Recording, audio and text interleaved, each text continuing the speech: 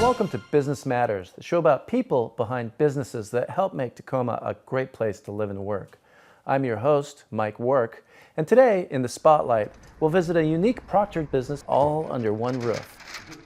Then it's a trip to the most northern business district in Tacoma on District Focus.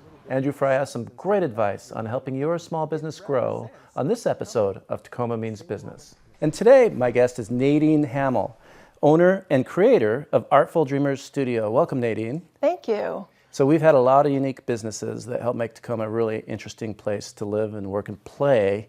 But this one is really unique. Tell me about your studio. So Artful Dreamers Studio is a great place to play. Okay. So I'll start off, we do canvas painting. It's also a very sweet way to get your feelings into your painting. What kind of energy do you want to bring into your home? So I have people write kindness, love, what they'd like to bring into their home on their canvas, and then they paint over that with different colors and they just play. And then they do some mark making, they do some stenciling. Mark making? Yeah, you just can pick up any kind of objects. I have bottle tops and you just make on your canvas. You could use your fingers. It's all about playing and relaxing and having fun. And when you get done, you have something that more often than not looks really cool.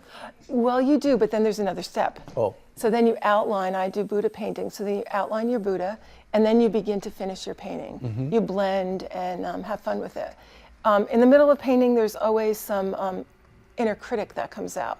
So I encourage people to take a breath, come and have some chocolate, and then go back to their canvas and continue painting. So that tells me this is a studio for people who aren't necessarily seeing themselves as artists. Correct. You make them comfortable with it, and it's about having fun and all kinds of things. But before we get into that, you also do something called intuitive painting?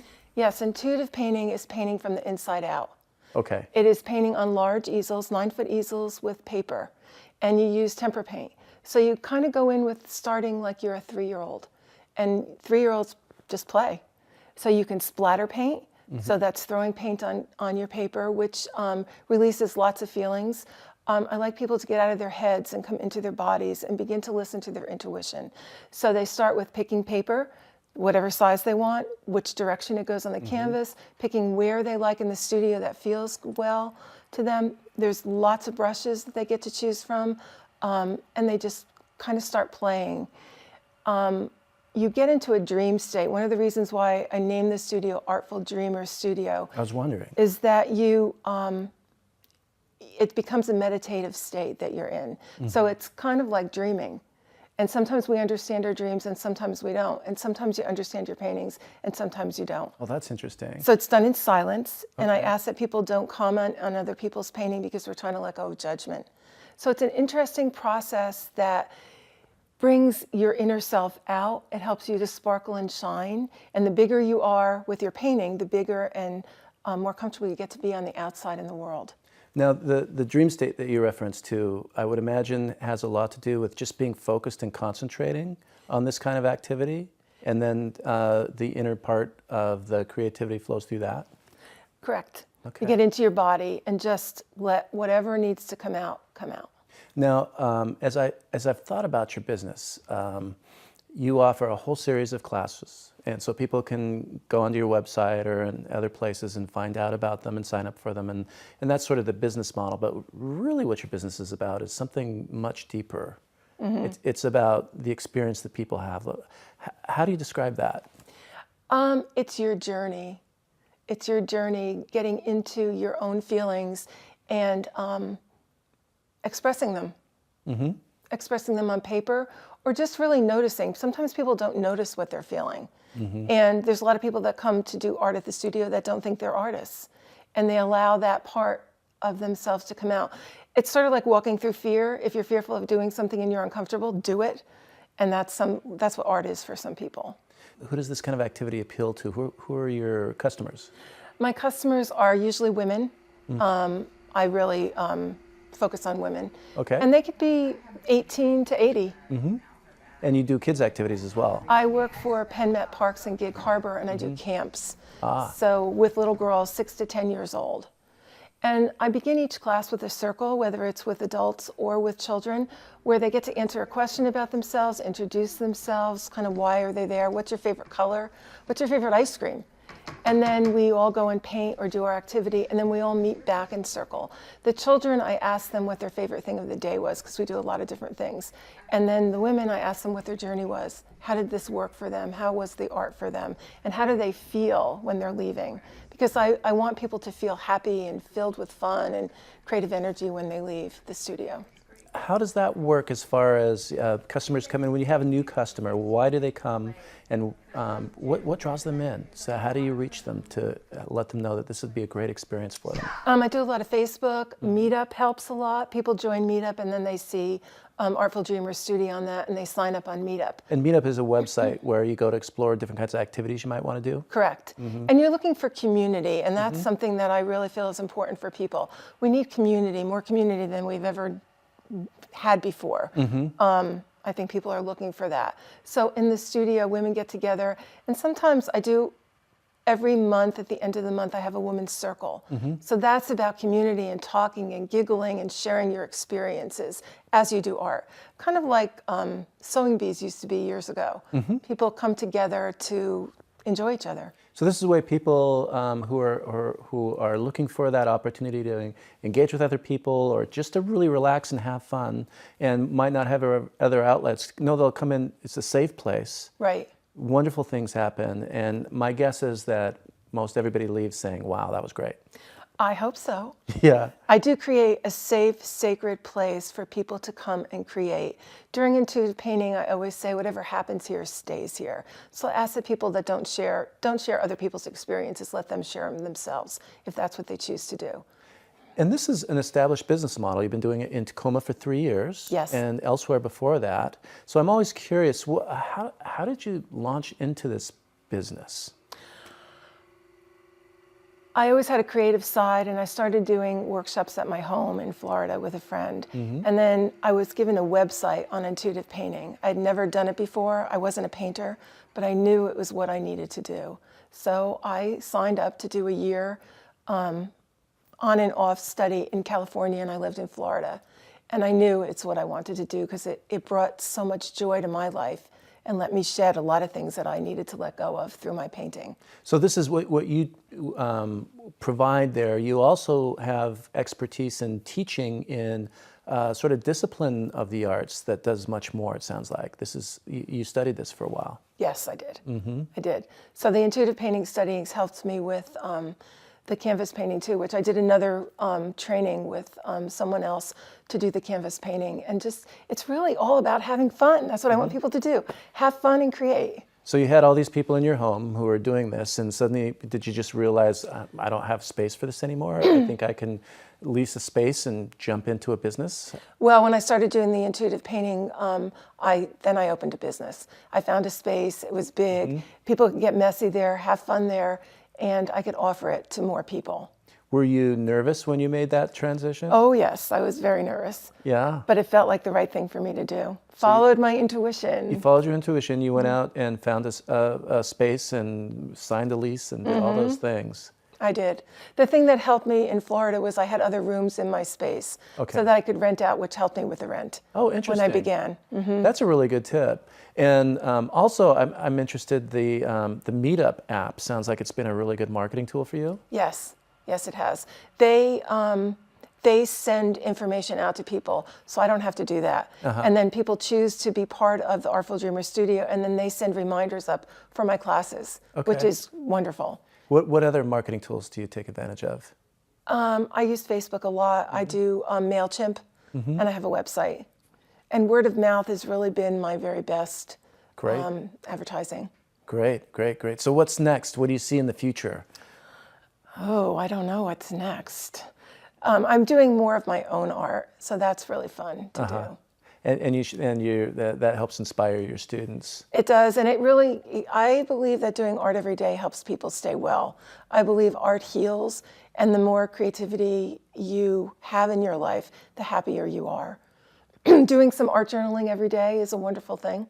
Well, this is great advice. and great to learn about a business that actually does what you do. Everybody needs more of this kind of thing. And I hope people out there see this and say, I need to go there and be happier. I hope so too. Yep. Art heals, creativity helps, and colors are wonderful. And that's a great note on which to end this interview. Thank you so much for being our guest today. Well, thank you very much. Coming up next, a trip to the Ruston Point Defiance business neighborhood on District Focus.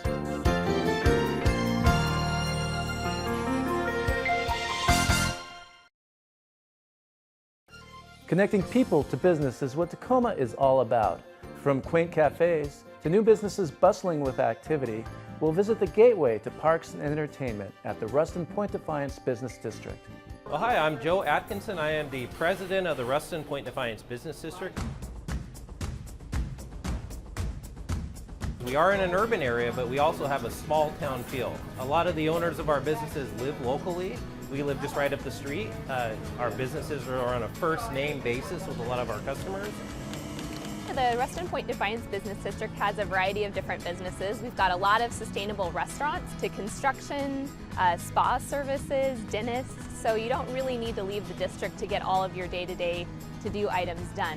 And what we do is not only try to involve businesses, but also try to involve community members in our organization and make decisions based on the interests of the community as a whole. Why the business district is important is that the opportunity to work collectively together on projects that are bigger than individual businesses, such as this bench project. So these benches are functional, but they're also an art piece, and they get people talking. We are the hub of both Point Defiance and Point Ruston. We want to keep our small town character, so we work a lot with those organizations. Well, one thing that's really unique about our business district is the fact that if you stand in the middle of Pearl Street, on one foot you've got Tacoma, and then on the other foot you've got Ruston. So we're one of the only business districts that crosses jurisdictional lines. Well, our organization is a mix of home-based businesses, storefronts, and also community members. So we have a lot of members of our business district that have input on our decisions, including our farmers market that we just started last year. It brings our community together in ways that increase volunteerism and are just going to be great for our community as a whole. So it's about 25 different vendors. They're all locally produced farm products and handcrafted items. Now what I see for our future is I want to have more community involvement with what we're doing, and I want to have us be more involved with what the community is doing. So what I want to do is I want to increase community, increase walkability, and work with as many people as I can to achieve those goals. For more information on experiencing Tacoma business, log on to experiencetacoma.com. When we return, Andrew Fry will offer ways to build your own business logo. Pretty much every business should have a logo and company branding. On this segment of Tacoma Means Business, Andrew Fry says logo design takes on many shapes and styles critical to your business identity. In my class, Entrepreneurship and Technology, that I teach over at the University of Washington, Tacoma, the students are required to put together a business plan, and that business plan itself needs to be able to leverage technology as a differentiator.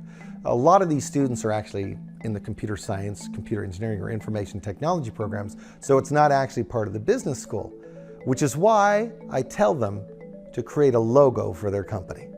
The thing about creating a logo actually gives a little bit more substance to the fact that you're building a company. It represents the company in a single moment, in a single site.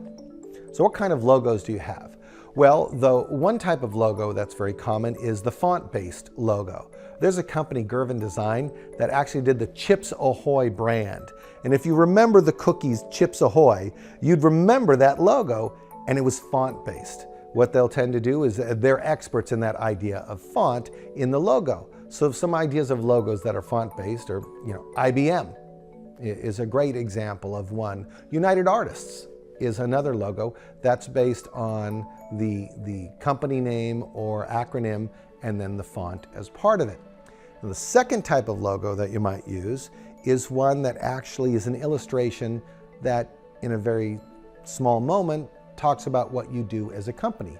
For instance, if you are student painters, you're going to have the paintbrush and the paint swatch going up, and maybe an educator's cap or graduate cap, something to that effect. But whatever the logo is for that, then it really is an illustration of what your company does. If you do fencing, there's a fence. If you're a dog walker, there'll be dogs on a leash. So those are another way that you can do a logo, and it tells a little bit about what your company's doing. The third type of logo is the abstract logo. The abstract logo is one that you wouldn't necessarily recognize as the company and what they do, but you recognize it when you see it. One of them, the obvious one, is the Nike swoosh. The Nike swoosh, you see it, you know Nike. It's a very powerful, very simple image. Chevron has the stripes. It almost looks like, you know, the almost army stripes on there, but the colors make a big difference there. That's Chevron. You understand what it is and what they provide. Those are abstract logos. And the thing about those logos is they really aren't effective until over time you've actually built something behind what that logo means. So if you're going to do a logo, and I suggest that you do, here's a couple things that you might want to consider. Number one, sketch it out first. Doodle. See what actually works for you. Check out those in your competitive space. What kind of logos are they using? And I'm not saying do logos like those. In fact, avoid that, but get a sense for how they're communicating their company through their logos. Then additionally, from the standpoint of what you're doing, you can go online, and there are a lot of different places that would allow you to create free logos. And if you want to do that, that's fine. I will warn you that you're then going to get constantly bombarded with emails saying, now, what else can we do for you? How would you like this on your coffee mugs or stationery and so on? And if that's what you're looking for, great, but there are plenty of places that you can experiment and take a look at. Don't use clip art. Don't use clip art for your logo. It's the easiest thing to do because it's like, we're a painting company. Let's go look at paintbrushes and decide to use one as a logo. No, you can do better than that, okay? But let's say that you've now taken the time and you've established what your logo is going to be. Next step, important step, trademark it. Once you know what you want, go out there and make certain that it's been trademarked. Because if you're going to build value into that logo and people are going to recognize your company from what's there, you have to now protect it. Thanks, Andrew. For more ways on helping grow your business, check out Tacoma's Community and Economic Development Program at makeittacoma.com. On this edition of In the Spotlight, we'll focus on a business connecting to the community with art.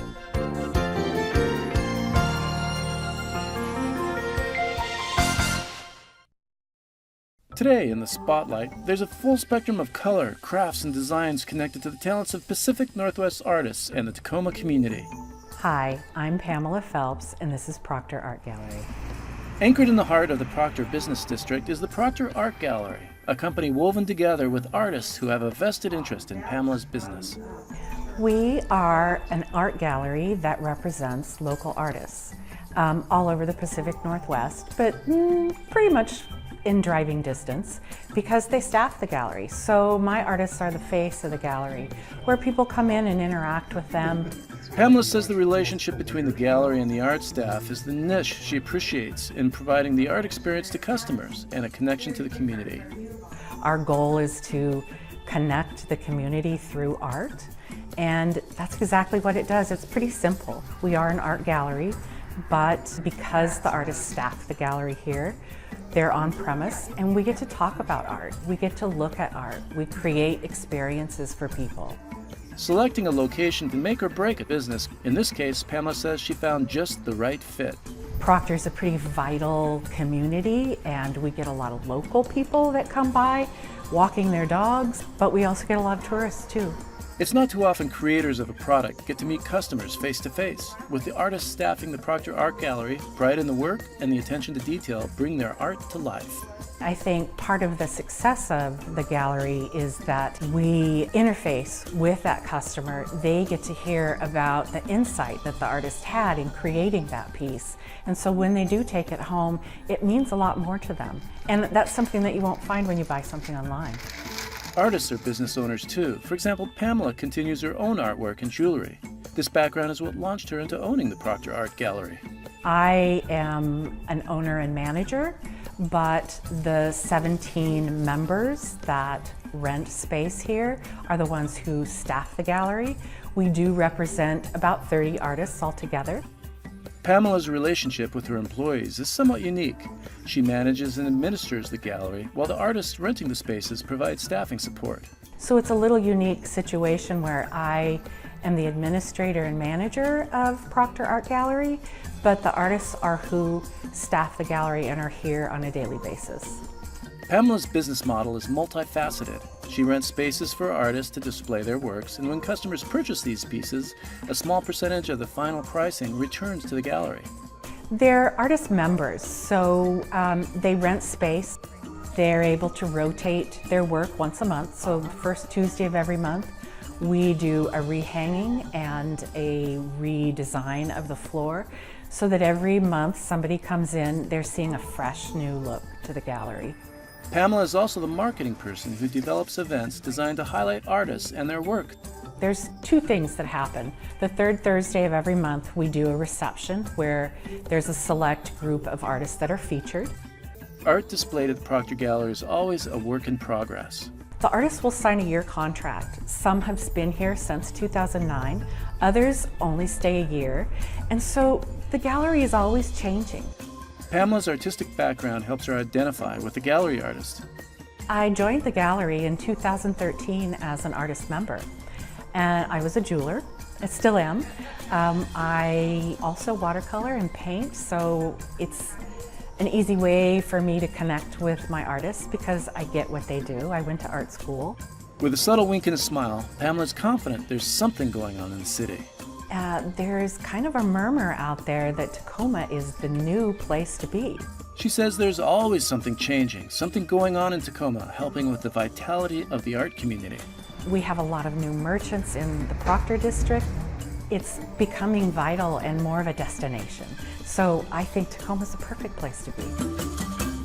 That's it for Business Matters. Join me next time for more insight into the Tacoma business scene. See you then.